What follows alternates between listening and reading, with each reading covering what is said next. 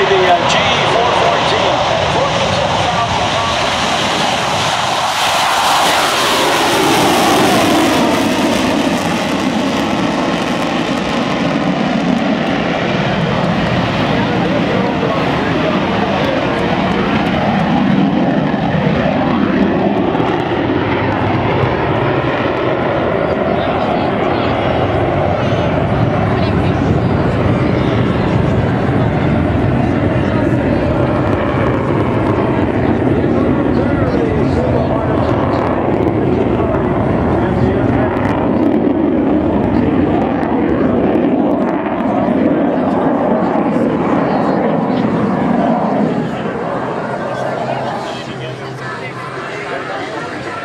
Observe how the crew can execute a maximum performance loop away from the crowd. Even at the slow speed, the nose rotates at 180 degrees on its axis.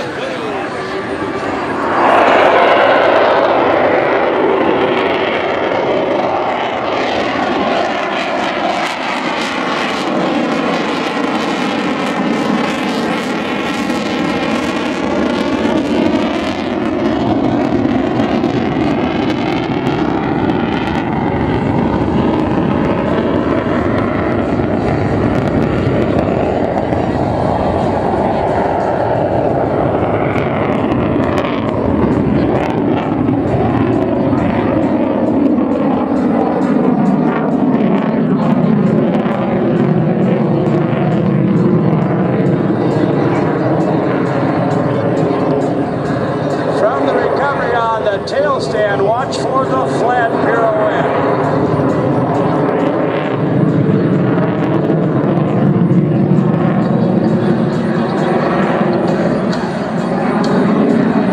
And trail, you said, right? Trig will come in for a minimum radius turn. Standing the aircraft up on its wing, they'll be pulling about 7.5 times the force of gravity into a tight radius turn of only about 1,500 feet.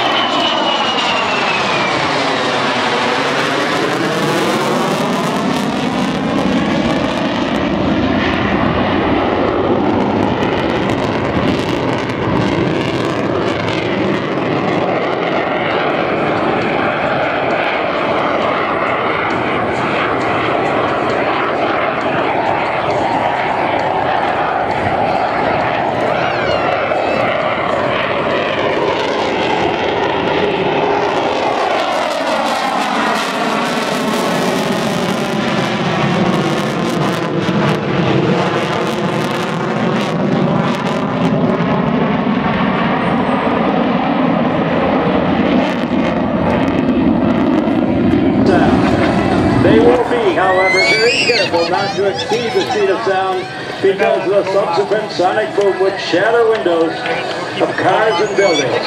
From your right, the F-A-18 high-speed.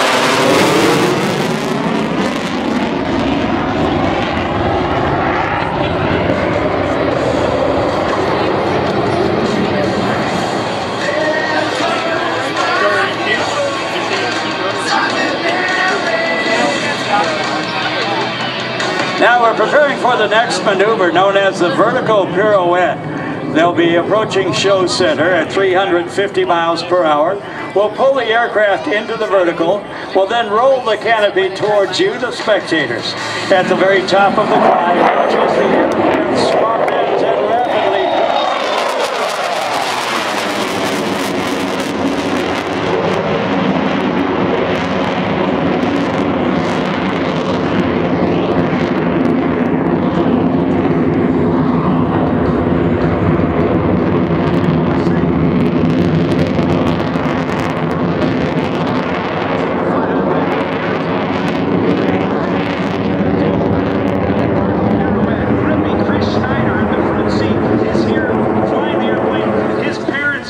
So shout out to him. And in the back seat, Daniel Osborne, Lieutenant Daniel S. Osborne. He's done exceptionally well in a signature maneuver of the F-18. You'll watch for the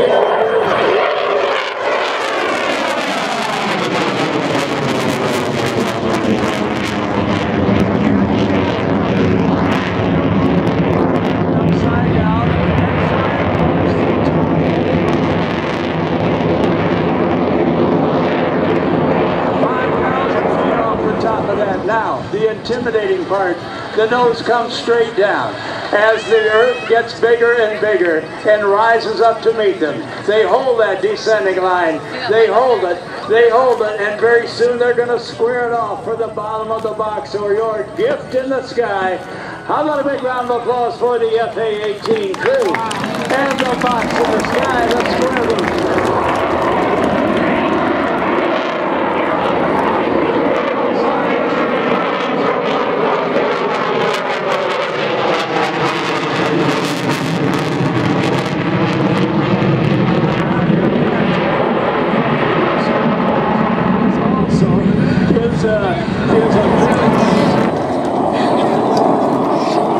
All right, approaching from your left. Watch for them to go inverted. Right here.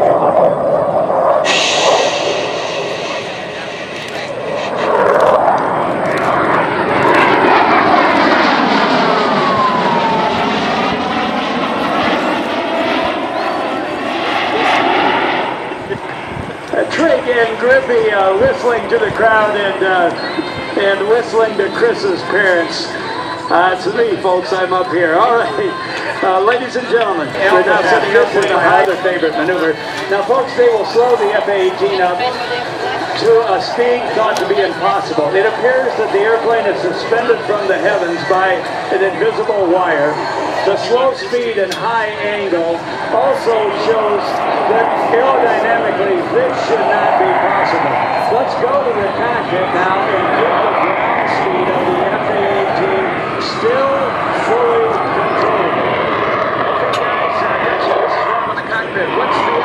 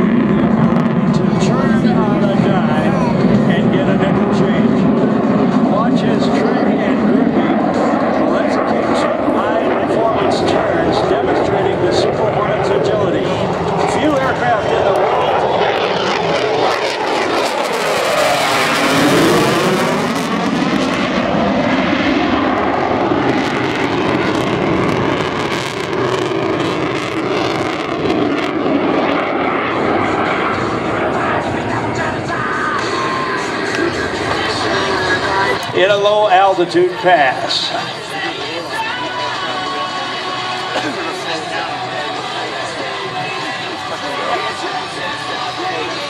Or not.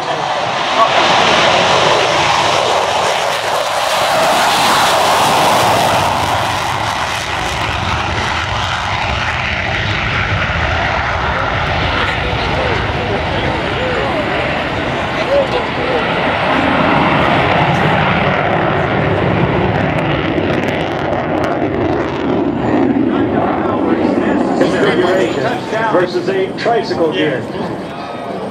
You see that white protrusion on the opposite wing? Early radar. The airplane was used well into the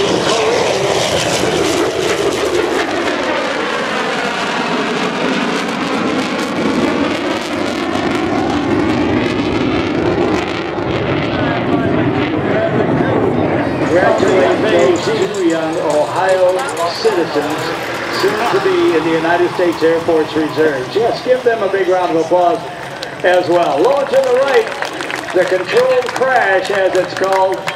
Landing aboard the deck of a carrier is not meant to be smooth. You're supposed to put it on just like that, and you are rated on every landing, by the way.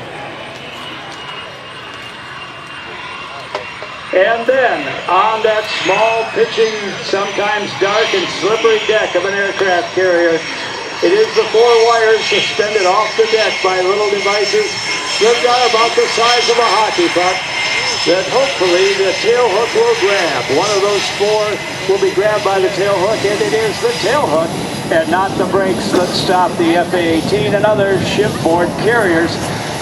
The pilots, however, from the days of the piston-powered aircraft do in fact have a go-around procedure where they are at maximum power getting ready to take off in the event of a bolter.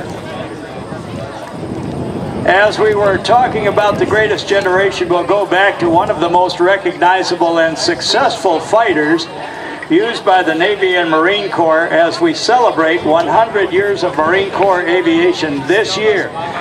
In fact, last Monday, 100 years ago, was the date that the first Marine Corps